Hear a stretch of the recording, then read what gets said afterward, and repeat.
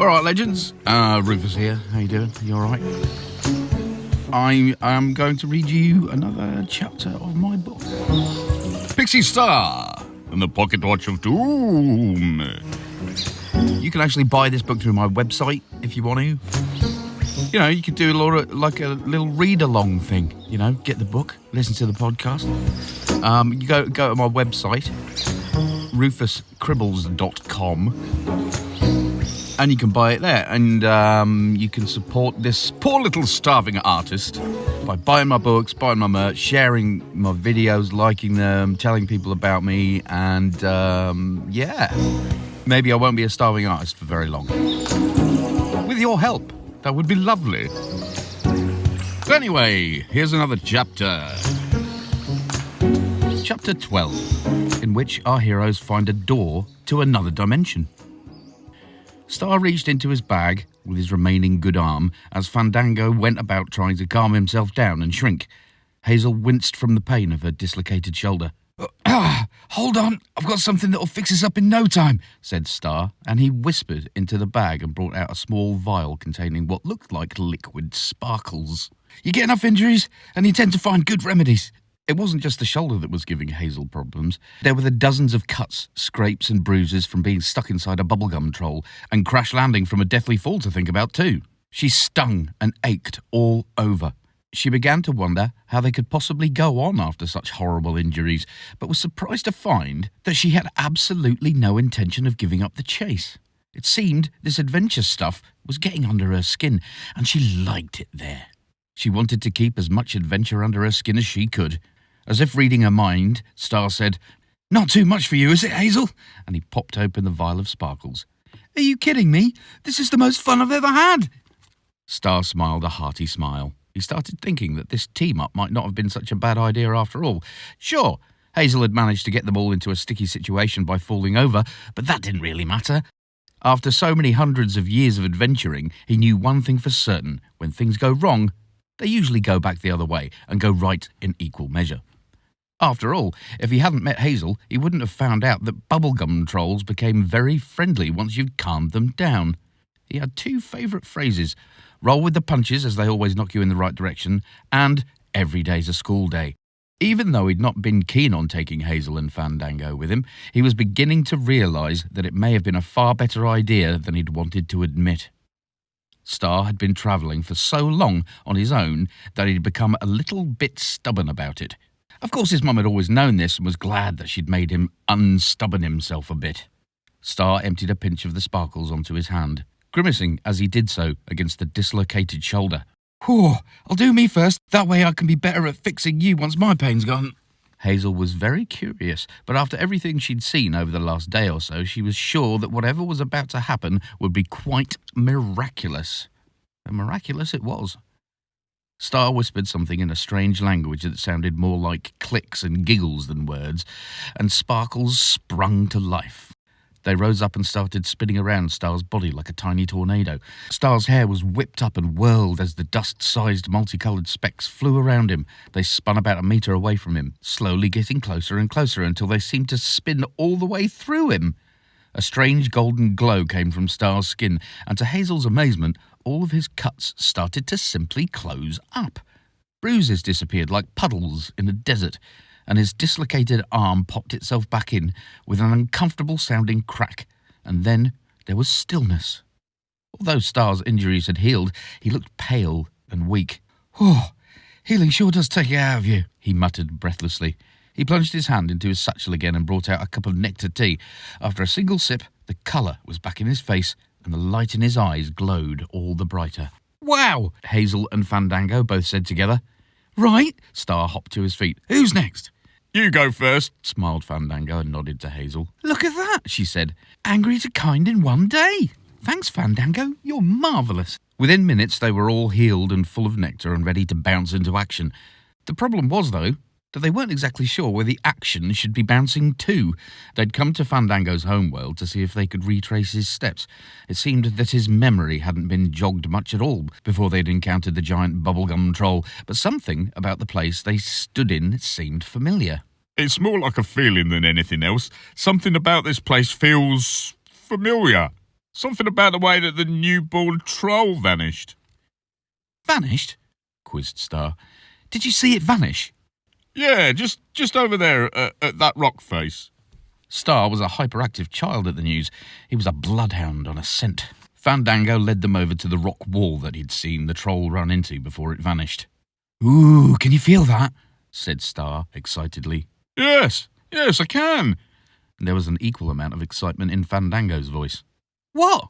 Hazel didn't quite get it. I don't feel anything. Star put his hand up to the rock face, and as he touched it, his fingers started to vibrate. It's a door! Star was almost jumping with glee. This feels familiar, said Fandango. I'm sure I've been here before. Well, Hazel shrugged, it's as good a lead as any. How do we get through it? Star kicked Hazel on the shin. Hard. This made her extremely angry. Star then pushed her into the rock, and she vanished. The planet she had just been on disappeared. Hazel had a very familiar feeling, like she was being sucked into a black hole, just like her dream back when she'd travelled to the fairy realm. She had the impression that she was being stretched out like spaghetti, every molecule in her body queued up in the thinnest of lines, and she was being sucked towards some unknown black hole. It was a deeply uncomfortable sensation, and she didn't care for it one little bit. She'd have screamed if she'd known which one of her molecules made up her mouth. Down and down she fell until all of her molecules were suddenly all put back together in the right places, and she found herself in a strange new realm. She landed with a thunk, her skin throbbing from the kick. That little git! She muttered to herself, rubbing her leg. I'll teach him to kick people. She stood up, whirled around, found a stick close by, and readied herself to knock lumps out of Star for kicking her. It was only seconds before he popped out of thin air and she started yelling, What in the blue blazes do you think you're doing? That flippin' well hurt, you nasty little pixie! And she raised the stick. Star's hands went up to protect himself. He had no doubt that she'd happily crack him on the skull with that stick.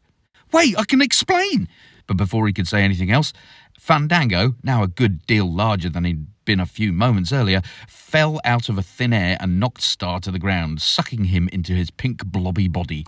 Hazel stepped back. Must cut him down! Must cut him down! Fandango was muttering to himself, and before long he shrank down, popping Star out of his body as he did so. What is going on? Demanded Hazel with fury. Anger, said Star. Yes, that's right. Anger, you daft little flying git. It's what happens when you kick people in the shins. Exactly. What?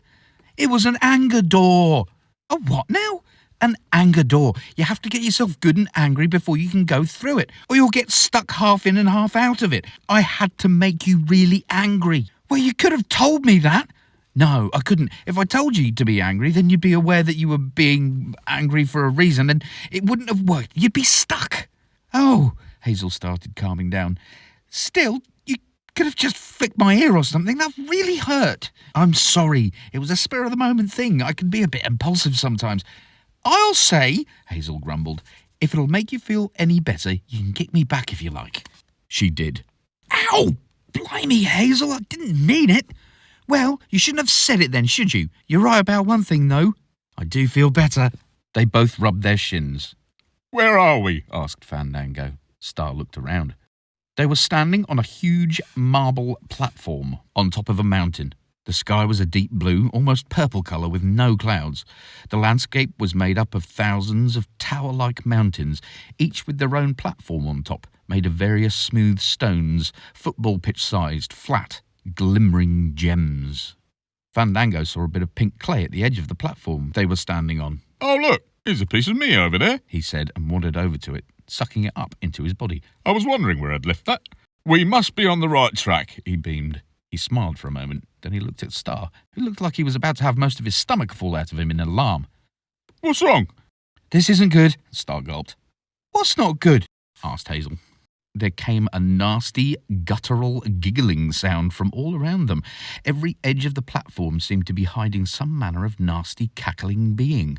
Slowly, and with menace, faces started appearing around them. Small, scowling, red, horned heads popped up over the rim of the platform. This isn't good at all, Star scowled. He'd given up on looking like his intestines were going to escape his body, and instead looked like he was going to spring into some sort of action. What? Said Hazel and Fandango together. The heads rose up onto the platform, which were closely followed by bone-thin red bodies, all of them covered in scales with goat-like legs and hooves. What are they? Asked Hazel. Star looked at them both with a deeply furrowed brow. He really didn't want to do what he was about to do, not least because it would almost certainly earn him another kick in the shins. Or worse. "Oh, don't hate me," he said. "I'll be back." And he bolted up into the air. Hazel knew in that moment that if she ever saw that disdainful little pixie ever again, that she'd do far more than just kick him in the shin. Fandango knew that he would do worse. How could he? Fandango's eyes glazed as they both watched Star disappear behind a red and black tower. The creatures rushed them, hundreds of horrifying, cackling tiny demons from every side. "What are they?" yelled Hazel in terror. "Trickster demons!" Star's voice came from the distance. "I'll be back." "He left us," Hazel muttered to Fandango, a mix of sorrow and anger on her face. "He just left us!" There was nowhere to run. They were surrounded. The trickster demons were on them in an instant, and for the first time since she'd left Earth, Hazel feared the worst.